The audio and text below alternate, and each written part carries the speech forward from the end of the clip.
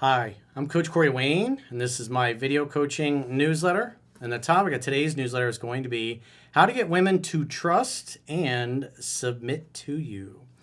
Well, this particular email, this guy, he's dating a girl that she really likes, and she's got a son from a previous relationship. And so he said recently she had to cancel a date, but immediately brought up, hey, let's reschedule. And she rescheduled it. But he said he's concerned that she's holding back and not trusting him fully, and he notices that she's not totally in her feminine energy. And so he's frustrated that, because you can tell he's bothered by the fact that she's more of a priority to him than he is to her. And so he's got an issue of attraction because he cares too much. And so if you're the prize, if you're the catch, if you're the guy that is the one in a million dude that's doing well and he's successful, he's fit, he's in shape, lots of girls want to date him, he's got lots of choices and lots of options. And so he's not going to be in a rush to settle down or become exclusive with anybody. He's going to kind of resist it. And in reality is not every guy is going to want to co-parent somebody else's kids. Lots of guys do, but if the average guy, if he's not good with children or he doesn't like kids, then he should not date women that have children. Because there's nothing worse than seeing a guy who's really weird and really awkward around kids, because women take notice of that. And kids will tell you a lot about adults. And if somebody brings their children around certain people and the kids stay away from, then that tells you something. If somebody brings their kids around and the kids are climbing all over them like jungle gyms and having a good time, then that tells you something as well, that the kids trust, because kids know they can sense danger and they can sense when somebody's good and they can sense when something's off with somebody. And so, because I've dated plenty of women that have had children over the course of my life. And what's interesting is one of the first things that always comes up in conversation when you first meet them is the very first night is oh, I have a son, or I have a daughter, or I've got 3 kids from a marriage, or whatever, or I'm a widower and I had 2 kids, or whatever it happens to be, because they know a lot of guys, as soon as they hear that, or they're not going to be interested. And that's fine. And so if you're going to date somebody and they have kids, you should only date them if you like children. Because if you don't like children, then you're wasting her time and yours. So the fact that he's worried about that she's not ultra feminine, that tells me that she's not trusting his masculine core. She doesn't trust him completely in order to submit to him and follow his lead. And so he's focused on things that he really shouldn't be focused on mindset wise. And so I can tell he's a little too concerned about her, instead of because the idea is you're this is subtle, but you're trying to go slightly slower than the woman is, so it becomes her idea. And this guy seems bothered, perturbed that she's not available, or the kid gets in the way. It's kind of like the vibe or the mindset that I get from him.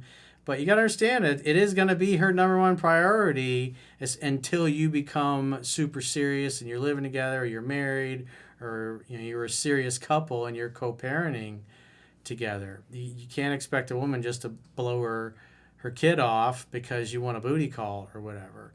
And so it's much better if it's her idea. It's much better if she thinks that she likes you more than you like her. And this guy's obviously communicating he's way more into her than she is into him. And when women feel that, when they sense that, they pull away and they become unsure of themselves. They become less interested. And guys that are not completely centered and not comfortable within themselves, they get butthurt and they take it as a rejection and they start looking for something to fix. And that usually comes up in them trying to find out where they stand constantly. They call too much, they text too much. They get upset that they don't spend enough time with her, or when they are spending time with her, they want to spend more time with her. And the right way, because love is allowing, and it's you want to allow women to come into your life or to leave, to come closer, to go away. Because as Thich Nhat Hanh said, you must love in such a way that the person you love feels free. And in this case, I can tell that the woman is still feeling, she doesn't feel completely free. He smothers her a little bit. He's pushing a little too much, and he needs to back off enough and find the sweet spot. Because if he does things right, if he does what's in the book, then the girl's going to be chasing him all the time. If girls are chasing you, you don't have to worry about getting dumped. That's what's beautiful when you apply the things that I teach. You can read women like a book, and they make it easy for you. So he says, hey, Coach, I want to give you general thanks in my journey. I've been divorced several years, and I've had some long-distance relationships amongst other dating. I noted some general weaknesses in masculinity and the failure on my past marriage, but I also saw some of the things I did absolutely right in a woman walking away. I took my time to process and see that time as it was. I'm currently casually dating a girl that I like. Well, obviously, because you wrote about her. She has been sweet and made things easy. I've noted from your work her attraction level is high. Well, it's always better to underrate her interests. And when your emotions get involved, we all do it. We delude ourselves and we think things are better than they are. We start fudging things. That's why it really helps to have read the book 10 to 15 times when you're in the middle of a situation like this, because that helps you stay on point. Because if you don't know the material well enough, you'll be slipping up here, slipping up there, a little bit here, a little bit there. And it just gets in the way of her falling completely head over heels in love with you and submitting to you. Because if you do the things that are in my book and you do it right, women are going to be stuck on you like white on rice. They're not going to leave your side. What happens is as you start to date, it gets to the point where you go out 1 date a week, then 2 dates a week, 3 dates a week, 4 days a week. And then it's pretty much she's at your house every night, or you're at hers, or she's mostly at your house. You're waking up together, you're spending the weekends together, you're traveling together. And then next thing you know, your bathroom countertop is completely taken over with all of her stuff. And that's what happens. And if she's got kids and the kids are over, the kids got toys at your house, kids got stuff in one of the spare bedrooms, it becomes like a family. Women are nesters. When they love you and they trust you and they're chasing you, eventually they'll make all this stuff happen. You don't have to push it. And in this case, this guy he cares too much. Instead of letting her come to him, letting her choose him. He's supposed to be the prize. He's supposed to be the guy, just like I've often mentioned, the Jimmy Stewart movie from the 40s, It's a Wonderful Life. It's like he's like, the last thing he wants is to settle down and get married and have a family. And, Donna Reed, who's absolutely stunning, she got other plans. She's got the whole life picked out. She got the house picked out. She wants her babies to look like him. She even tells him that in the movie. And eventually he can't help but say yes. She wears him down. And they live happily ever after. It's a wonderful life, as the movie says. He acts masculine mostly. There's a few parts where he's a little squishy in the movie, but overall he's a man's man. He handles shit, and he's the guy that all the hot eligible female bachelors in town or bachelorettes want to date, and always are trying to get his attention, including the one he ultimately marries. And if you're doing things right, that is your experience. It's the women that hear about you, that seek you out, that come find you.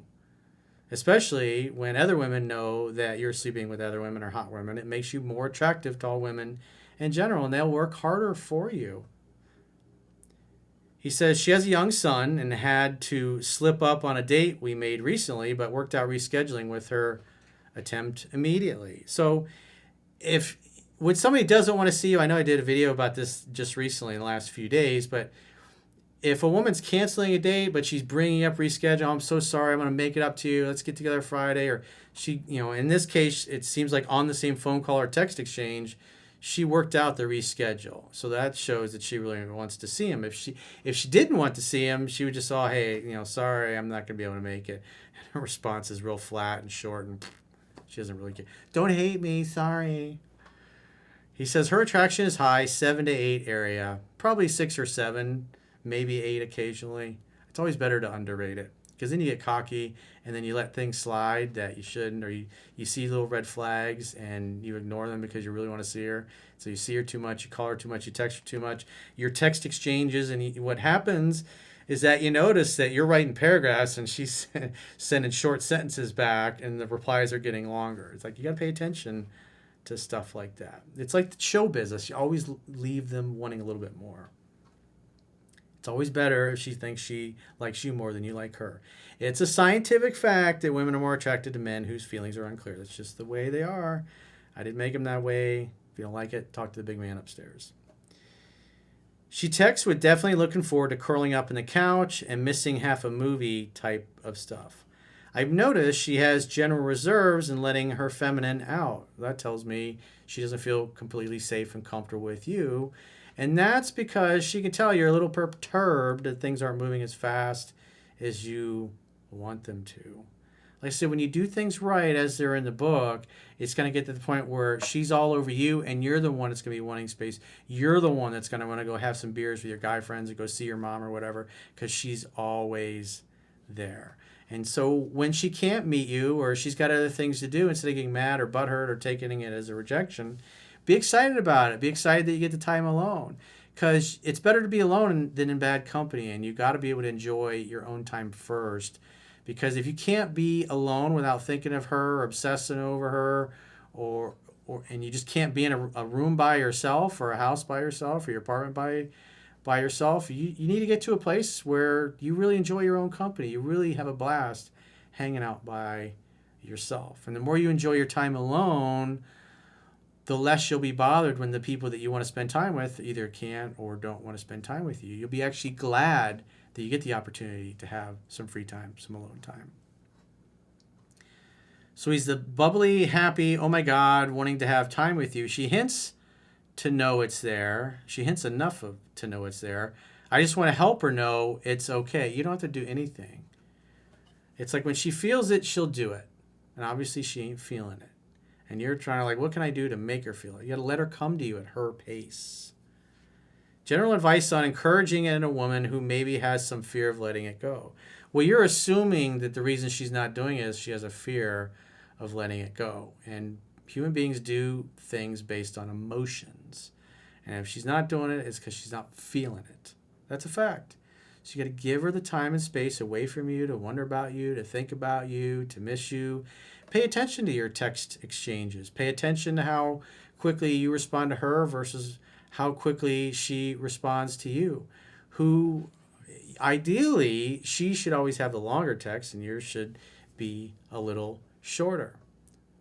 It's just better that way. When you notice that you're sending paragraphs and she's sending 2 or 3 words back, you'll notice that it's just hard to get her to want to spend time with you because she's not feeling it. Scarcity creates value. You're too abundant in her life and you care too much. You shouldn't be bothered when the woman you're dating is busy, got to do something with her kid or whatever. You should be glad you get the time alone and go do something else. Get a life, bro. He says the feminine is in her, but she may have had some past rejection there and letting it go. At this time, I'm unsure. It's probably because you don't know the book that well. And if you're unsure of her interest, tells me you're a little too focused on her interest. You're overrating her interest in you. You just need to back off and let her come to you. He says, I like her and I want to see her blossom. I love real feminine energy. She holds a bit of tomboy type mindset. She's 34 and I'm 44. Sex is not my focus, but her blossoming into being feminine is. Well, I don't know if that means you're not even having sex with her. In that case, it's a whole other ballgame. Maybe you're ultra religious, no sex till marriage. I don't know. But typically, if you're hanging out with a girl that much and you're not trying to sleep with her or seduce her, you're kind of becoming her gay male girlfriend or her therapist. And then once she puts Junior to bed at night, Chad Thundercock is coming over, rearranging her insides, and then you get to be her emotional tampon and take her out on dates and stuff and hug her goodbye. I mean, guys do that too. So, I mean, when, that last line there, I look at that and I go, that looks like you're not even trying to seduce her. Maybe it's a religious thing. I don't know. But the fact sex is not my focus, but her blossoming into being feminine is, that tells me you're probably not having any sex with her. So, like I said, it sounds like you're just a friend. So if I were in that case, the purpose of a date, and again, just assuming that you're not ultra religious or whatever, but if you're a normal Western guy, most women are going to sleep with a dude by the second or the third date. That's a fact of life. And if you date a normal woman and she can tell you like her, but you're very prudish, you don't try to kiss her or do anything, eventually she's going to either think you're gay or you don't have the confidence and she's just going to friend zone you. And then when you want to take things to the next level, get serious, or try to seduce her, she's going to reject you and go, oh, I just think of you as a friend. And then you find out she's dating somebody else or she's sleeping with Chad Thundercock, and you don't want that to be you. You don't want to be that guy that hears that. So if you got a question or challenge and you'd like to get my help, go to understandingrelationships.com, click the products tab at the top of your screen on any page, and book a coaching session with yours truly. Until next time, I will talk to you soon.